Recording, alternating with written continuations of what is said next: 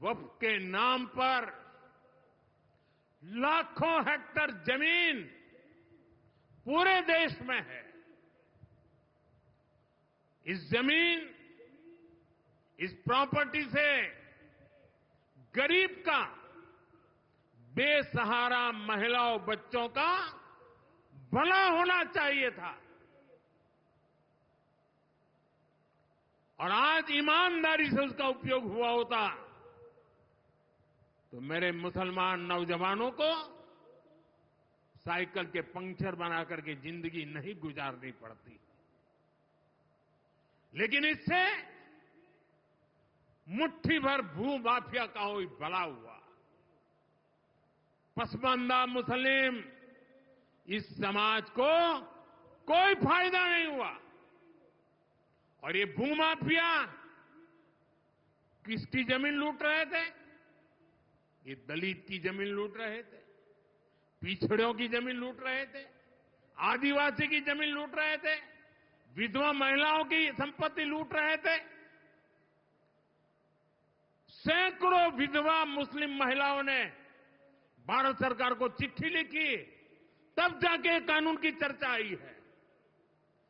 वक्फ कानून में बदलाव के बाद अब ये गरीबों से जो लूटा जा रहा है वो बंद होने वाला है।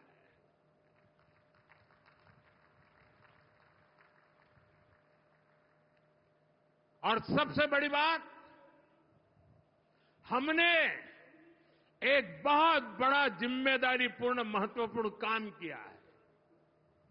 हमने इस वक्फ कानून में एक और प्रावधान किया है। अब नए कानून के तहत, वक्फ के कानून के तहत किसी भी आदिवासी की जमीन को हिंदुस्तान के किसी भी कोने में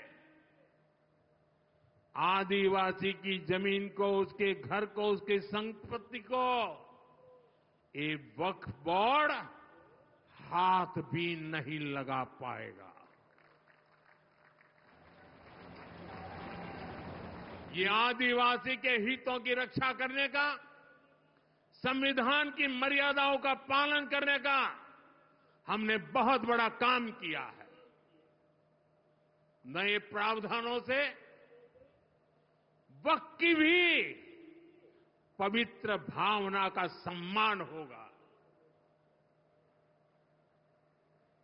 मुस्लिम समाज के गरीब और पसमानदा परिवारों, मुस्लिम महिलाओं, खास करके मुस्लिम विधवाओं को, मुस्लिम बच्चों को उनका हक भी मिलेगा और भविष्य में उनका हक सुरक्षित रहेगा। और यही तो बाबा साहब आंबेडकर ने संविधान के स्पिरिट में हमें काम दिया हुआ है। यही असल स्पिरिट है, यही असली सामाजिक न्याय है।